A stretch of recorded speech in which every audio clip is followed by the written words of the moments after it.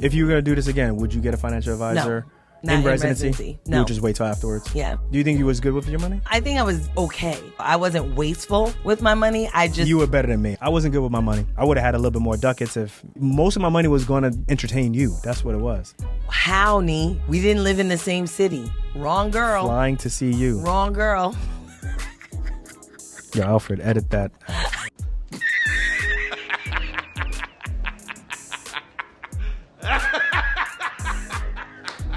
Yo, what's good, everyone? Welcome back to another episode of Docs Outside the Box in this hot-ass basement in New Jersey.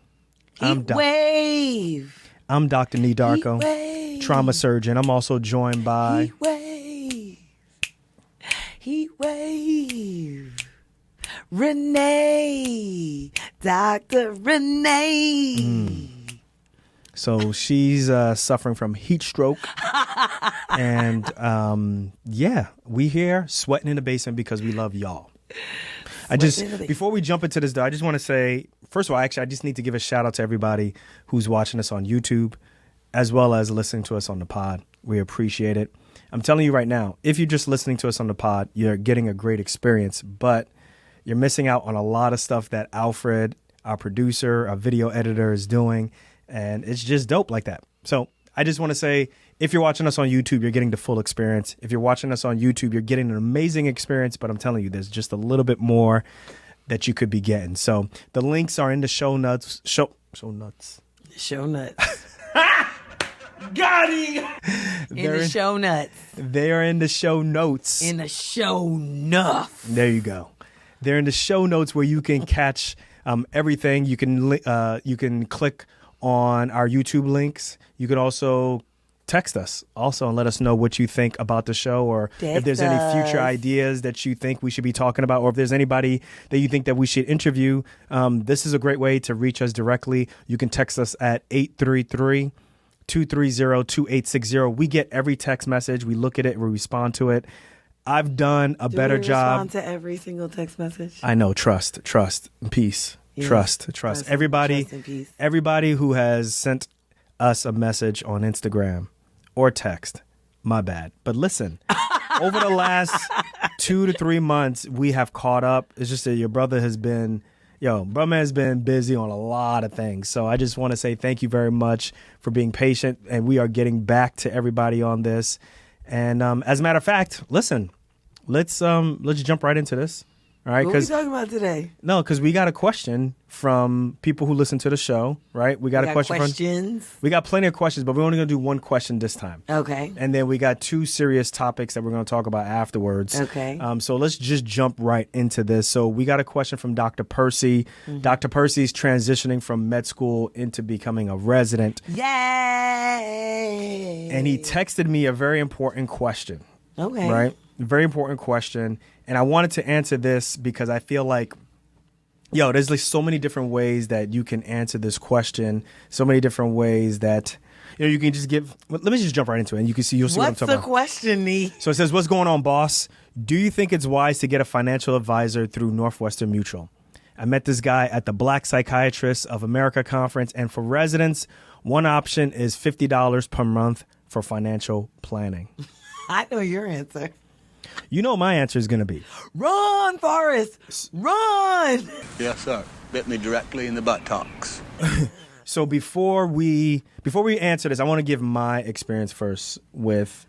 yes, give your experience. Money. Your experience runs into my experience. Well, so when I started working as a resident, I was at Morehouse. I was doing mental math with my money. This is the first time I got a salary, and I was splitting it between my mortgage on my house, the utilities for the house, and then, miscellaneous transportation and miscellaneous. And then hoping by the end of the month that I did not overdraft, and then rinse, wash, and repeat, do the same thing again. I didn't invest any money into any brokerage account. I didn't invest any money into the, my program's, retirement account or anything like that. And I'll get into that later. I didn't have any type of emergency fund. I was not very smart with my money. I'll just leave it to you like that. And then once I got into fellowship, I met somebody through Northwestern Mutual who was telling me, actually, I met them at a party. Right? There you go. This is at Miami. There you go. Yo, we need symbols that show like red flags and shit. But Alfred, hit us up with something. Do something. Jesus Christ, it's a guy I met at a party. Hit the red flags or something. Yeah, like, I don't know, but I should basically the point of this story is I hooked up with someone from Northwestern Mutual, and I thought that everything that they were telling me, which was, listen, number one thing is you need to get whole life insurance. Mm-hmm. Number two is you need to get disability insurance. And then eventually, once we get you to a certain point, then, I'd like to be in charge of managing your money and so forth. And young, naive me, I fell for it, right? Yeah. And I got a whole life insurance plan, which basically means that I'm protected for my entire life. If something were to happen to me, there's a certain amount of money that's going to be paid to my beneficiaries. There's whole life and then there's term insurance. And someone like me who had no dependents. You weren't married at the time. Nobody was really depending on me. I probably at most, probably needed term life, but really didn't really need life insurance at that point, right? I did need some disability insurance. But what I found out was that Northwestern Mutual is one of the most expensive companies to sell disability insurance. So you just putting them out on Front Street today. Because usually you don't say that. Well, I'm just speaking the truth right now, right? Speaking the truth. And yeah, so I bought into their plan.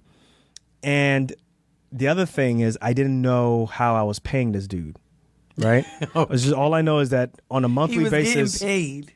You just didn't know how. On a monthly basis, I'm just paying my premiums for whole life as well as premiums for my disability insurance. And basically the way how it was sold to me or explained to me with disability insurance is you need disability insurance to protect you if you have any type of injury that prevents you from being able to, in essence, use your hands or use your surgical skills, work as a doctor for 90 days plus. Mm-hmm. And it's better than what you have as your group, what you have at your hospital's disability insurance that is covering everybody, that you don't even have to say no to. It's there for everybody. It's better than that because when you decide to leave, when you graduate, that's it. It goes with you, the one that you're paying for. Right. The one that you're not paying for, that. So anyway, I signed up for it. I was paying a grip for that. And then almost when we started, when we got engaged and got married, I think I convinced you to get. You convinced me even before we got engaged. To do what? Whole life insurance, right? Hook up with your same, insurance disability guy. And I started down that path as well. And you asked questions, and I remember I wasn't able to answer all the questions very well. Yeah, you weren't. But because I didn't know it. Because a lot of stuff is really complicated. I know, but I didn't really ask poignant questions because I didn't know what to ask. I didn't know what to ask. My questions didn't start coming actually until after we got married, which at that point I was in the plan for at least 2 years. And when we got married, that's when I started realizing, I was like, hold on a second. We never changed our beneficiaries for our life insurance. Yo, when a woman starts asking questions, I'm telling you, and you ain't got the answers. And I don't have the answers. I don't have the answers. it was bad because at that point, I think was right at the point at which we started realizing that we were living paycheck to paycheck.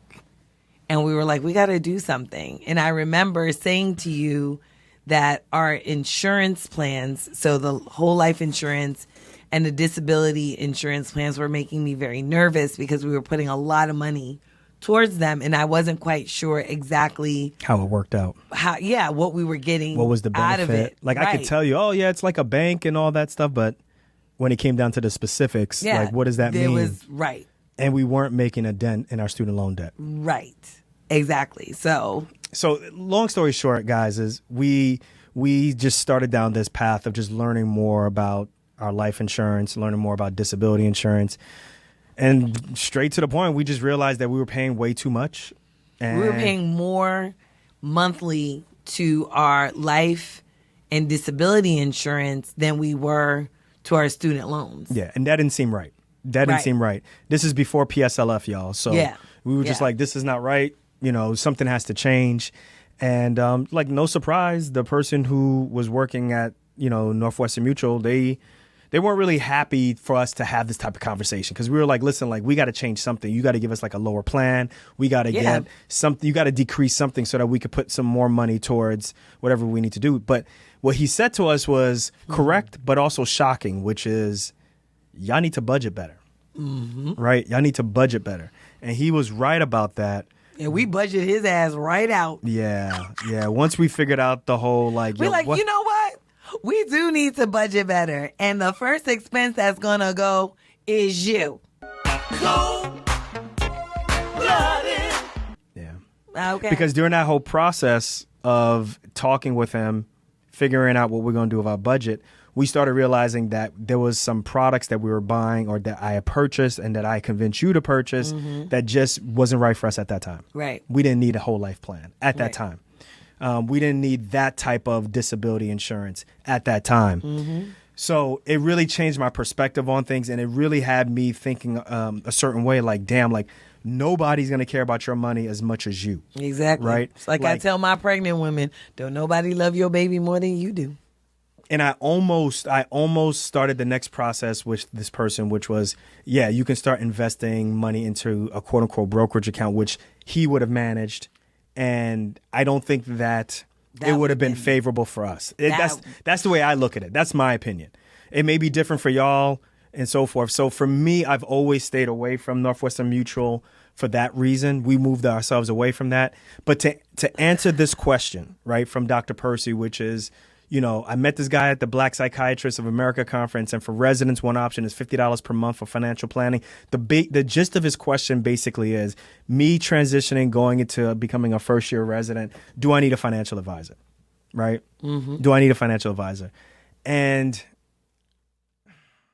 my gut, if you were to ask me straight up, and to be honest with you, I'm going to say no. I don't think you need one immediately. At this time.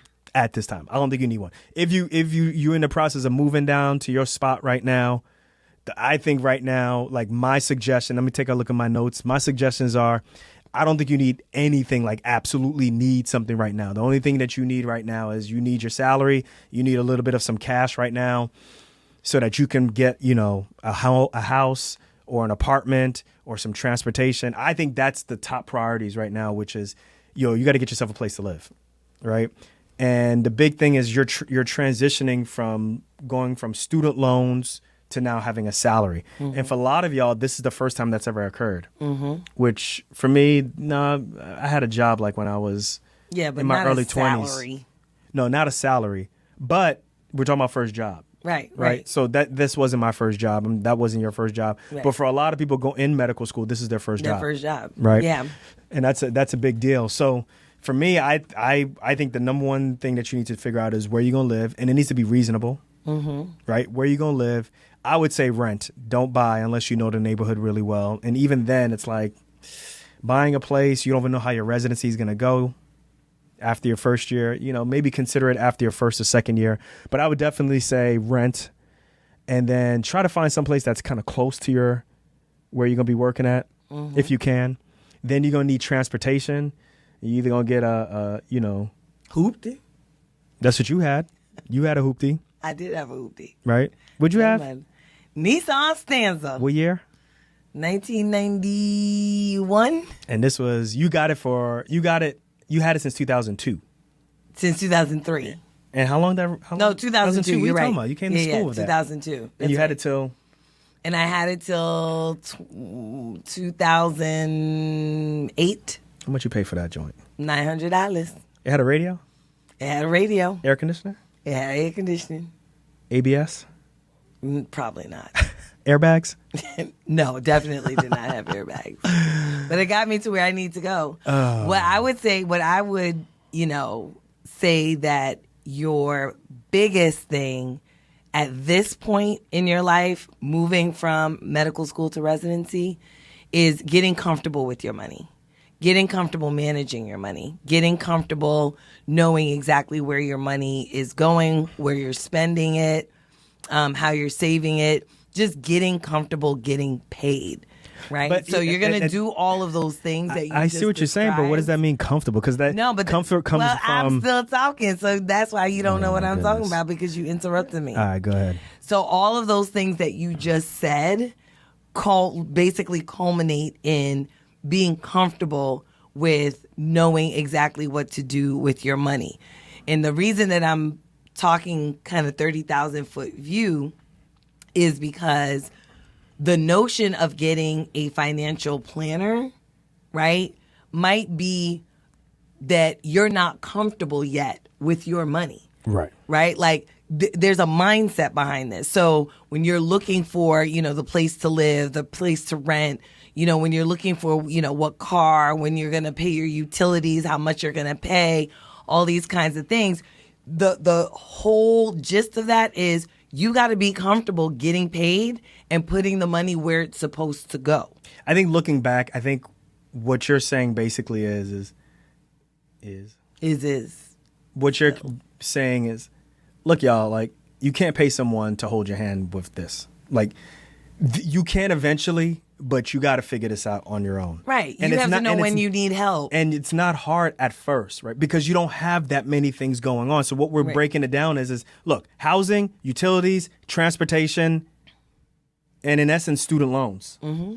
That's it. Those are the 4 things that you really got to focus on a monthly basis. Yeah. And to be honest with you, your student loans, you ain't got to worry about for the first 6 months. Right. Mm-hmm. So live, transportation, utilities. And loans. How you going to take the girls out? Okay. Yeah. Drinks. That's if they're single and ready to mingle. Okay, but you still have miscellaneous money that you can right, that you can miscellaneous. Figure out, right? But that's the thing, right? Is that you have to be comfortable with bottle service. It's kind of like, think about it like this, right? When you are a doctor, okay, you have to call for a consult, but you don't call for a consult when you don't know what you're calling a consult for, right? So you've got to be able to examine and evaluate. And then figure out, well, what exactly is the problem that I'm trying to solve? Because once you figure out, well, what is the problem that I'm trying to solve, then you know which consultant to come in, right, to ask. And then you know what you should be asking this consultant. But, if you just, well, I have money and I want a financial advisor, it's like, well, what's your problem? Like, what problem are you trying to solve? Because the problem that they're going to see is, oh, you obviously don't have all the places where you could be spending your money because I'm one of these places. And so we'll just add that to your budgetary line. Yeah, I ain't gonna front. $50 a month is not bad. But it's not bad, but I think there's there's hidden costs that's with there. You might be paying higher for something else where you're not sure. You're paying for something. Yep. And that might be a higher disability insurance plan or because ain't nobody taking $600 to manage your money. It might be per year. So like that's no. This is what I would say. I would say this is like number one step is once you figured out where you're going to live and all that stuff, I think you got to put some money away. You got to stash it in an online savings account. One of them joints. I don't know. I'm not going to list it, but you go to NerdWallet, and one of those online savings accounts, or if you got one, put like 3 to 6 months of expenses away if you can. 3 to 6 months, just expenses, right? Right. So how you going to pay? Not the whole paycheck. How you going to pay for the light bill, the electric bill? How you going to pay for rent? This is just in case something happens. If you got your hoopty and your hoopty breaks down, you just want to try to make sure that you're not trying to go back to your credit cards to do this, or it's not going to put you in financial ruin. Yeah. Right. So you can just go to that bank account real quick and be like, yo, like the tire busted. I need to be able to use that cash to pay that off. I think that's the most important thing. Yeah. So use that first 6 months. Yeah. That's where your buffer. You don't have to pay student loans. Pay yourself a student loan. A student loan payment towards your emergency fund. Yeah. That might be the start of your emergency fund. And then after that, I would sign up like during that first week or during the orientation week. I think it's really important that you go to Human Resources and you sign up for some type of automatic investing plan at your program. It may be called a 403B or a 401k. Some of them call them cash savings plans. Basically, this is you. Is there like a 407 457 or 457, I think. 457, something like that. There's another one. Yeah. These are all programs where basically you're taking a little bit out of your paycheck and you're putting it towards retirement, right? So when you hit that magic number of 65, this money would have grown to a point where you can start living off of it, right?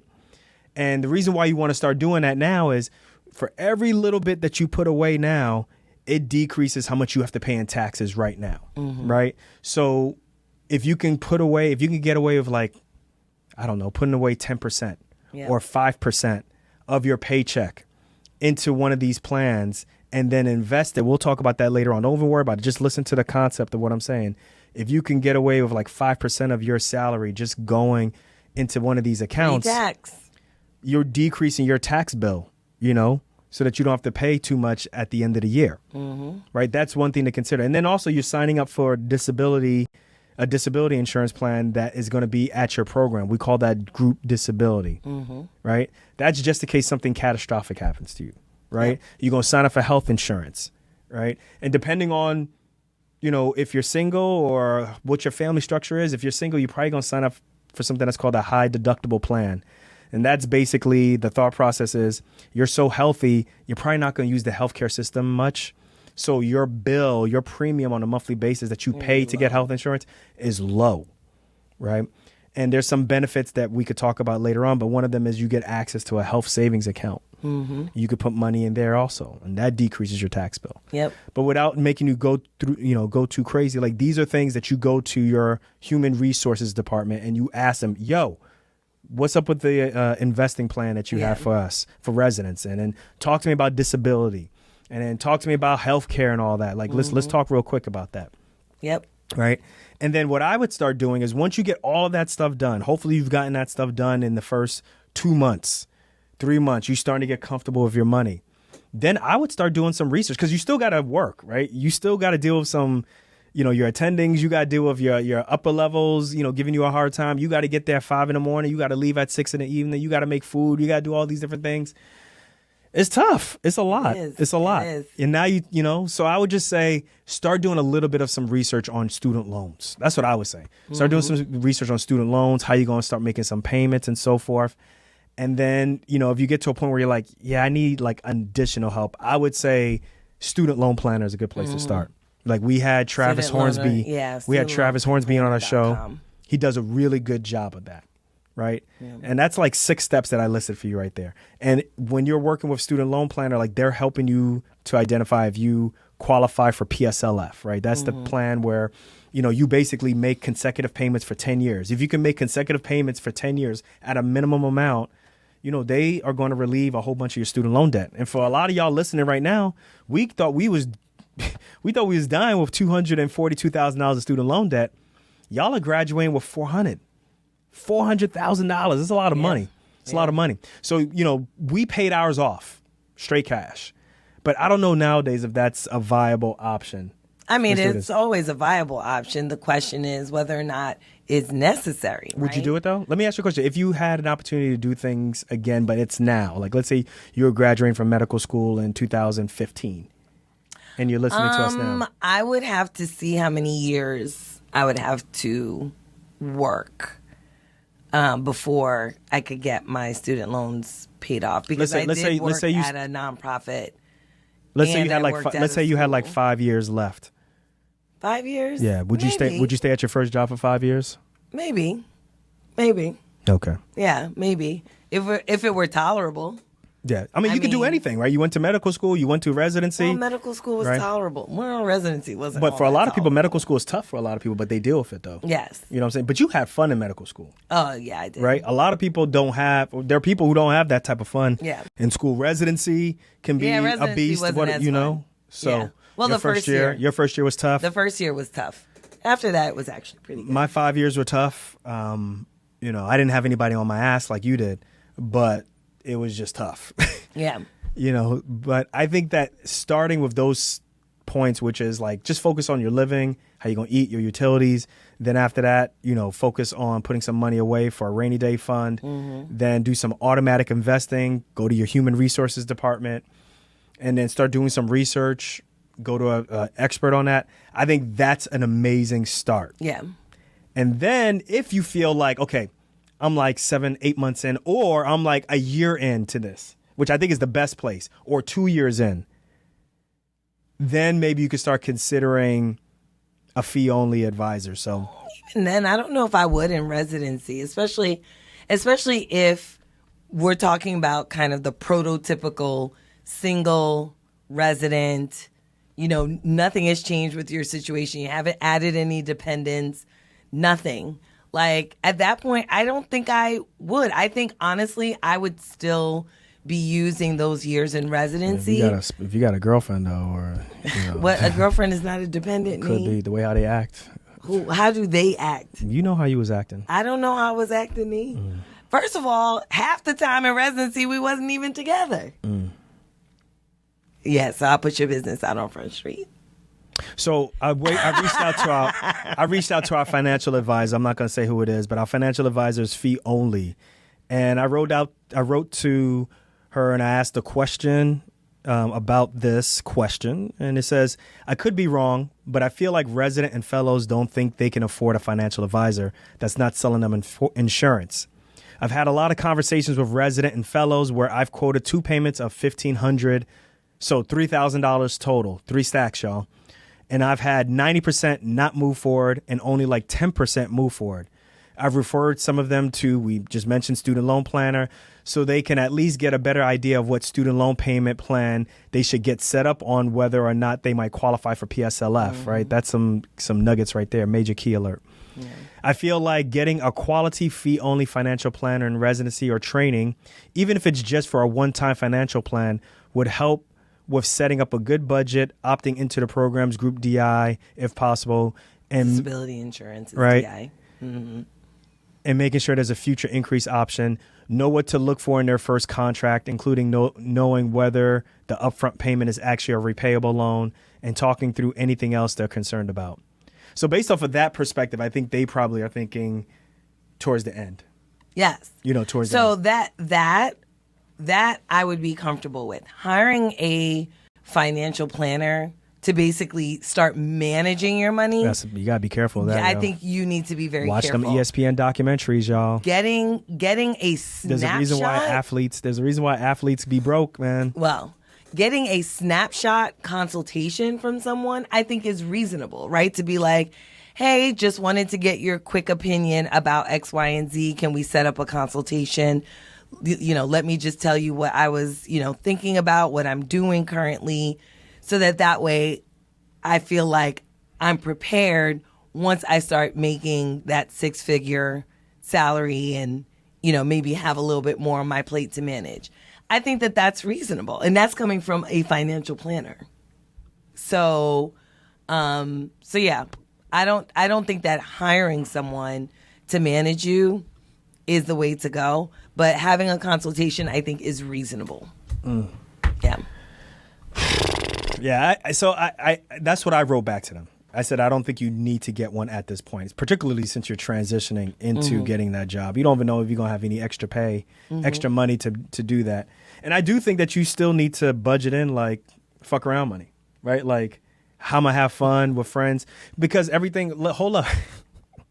Hold up. I told you keep cursing on the podcast.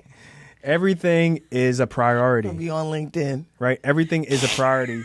And you need to be able to just say, hey, listen, like, as much as I'm putting money away for the important things, I also need to know that I could put money away for things that aren't like for me to have fun. That's a priority absolutely. Also. Right? Recreation can be in your budget. Recreation should be in your budget. And frankly, if you are not putting some sort of recreation in your budget, I don't care if you put in, how much is a movie ticket now? No, it's probably like $20. $20,000. Right? $20,000 for a movie ticket. Yeah. It sound like it. It feel like it might be, right? So even if you put $20 to go see a movie without any popcorn, I think you need to put in recreation into your budget. Anyone who thinks that a budget basically means that your money is on a diet is really looking at a budget the wrong way. That is not how budgets work. Your money is not on a diet. You are just knowing where the money is going, where it's being spent, what the priority is that you have in your life, and that's what a budget is. Yo, good question, Dr. Percy. Thanks for the question. Depending on how y'all feel, yo, text us. Let us know. 833-230-2860. I want to know if anybody has gotten a financial planner or advisor while they were in residency. If you were going to do this again, would you get a financial advisor not in residency. No. You would just wait till afterwards? Yeah. Do you think you was good with your money? I think I was okay, but I obviously had a ways to go. I wasn't wasteful with my money. You were better than me, I tell you that right now. I wasn't wasteful, but I didn't really understand. I feel like girls are better than money. I didn't understand how money worked. What do you mean you don't understand how money worked? Because you was it's not like you came in. You didn't come in spend. But you didn't come in as okay. That's all I understood. Save and spend. Okay, invest was not even like I knew investment existed, but I never considered it an option for me. Why is that? I just didn't. It wasn't something that I thought about. It just wasn't something. And you came in older that came to mind. I wasn't that much older, Neat. Damn. But you were older. Okay. You was listen. What is the next topic, Neat? I'm just saying, as a non-traditional student, you were a non-traditional student to me. I was. I came in with a certain amount. I came in with a certain amount of expertise and information, and you came in with a bit more. Is that fair to say? No. So you didn't have a 401k at your job? No. What'd you have? If we did have a 401k, I was not part of it. That's it. Weren't you like driving dollar cabs? Anyway. They didn't have a plan? Oh, my Lord. What's the next topic? When is this podcast episode going to be over? Everybody, 833-230-2860. Let us know what you think. Tell us what you think about this damn banter. That's what I want to know. They love this banter. I think it's making people feel very uncomfortable, Nee. Why is that? I'm uncomfortable. Why are you uncomfortable? What's the next topic, Nee? Well, anyway, guys, I wasn't good with my money. So y'all see that. If I was to do this again, I would not hire a financial advisor, maybe towards the end of residency. But to be honest with you, I'd just wait till afterwards. I would follow those steps. I'd make sure my money's right on my own. And that's what I would do. I might have gotten a consultation. That's as far as I might have gone. Yeah. I definitely would have done a student loan consultation. Like my last year. I definitely would have done a student loan consultation. Because I just, at this point right now, I feel like there's a lot of information out there, not only from our podcast, but other podcasts and blogs and so forth, that I think you can get a really good start on doing things on your own without making too many big mistakes. And then eventually, like you said, if you need a consultation later on down the line, that person, that fee-only advisor is there for you. So that's how I feel. Cool. So I would have had a little bit more ducats if, but most of my money was going to entertain you. That's what it was. How, Nee? We didn't live in the same city. Wrong girl. Flying to see you. Wrong girl. Yo, Alfred, edit that out.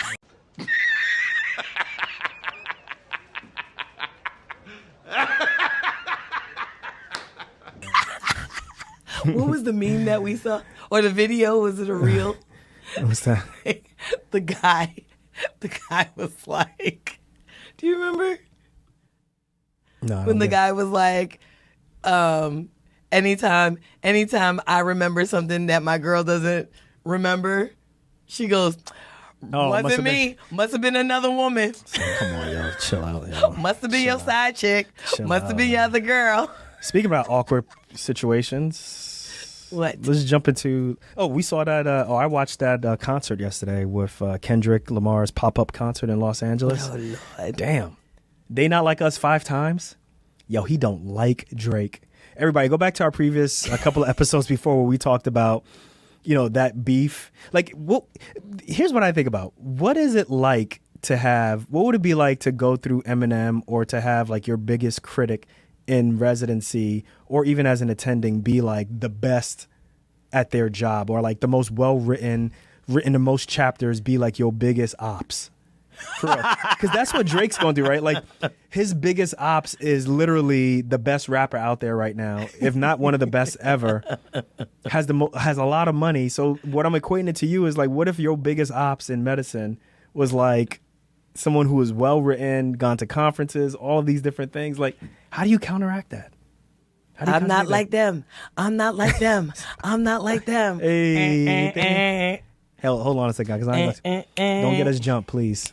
I'm not like them. If you don't know the West Coast dances, come on. I ain't doing no West Coast dances. But that concert was amazing. We're already wearing blue. So. That concert was amazing. We saw it on, what do you call it, on YouTube, because I think it was on Amazon or something like that, but it was great. It was great. Loved it, loved it, loved it. Doctors, nurses walk out on strike at Ascension St. John in Detroit. You can't just approach patient care with numbers. If you average anything out, the numbers always look good. These private equity firms, these staffing agencies or whatever, you got the nerve to go and bring up numbers. Like, that's ridiculous.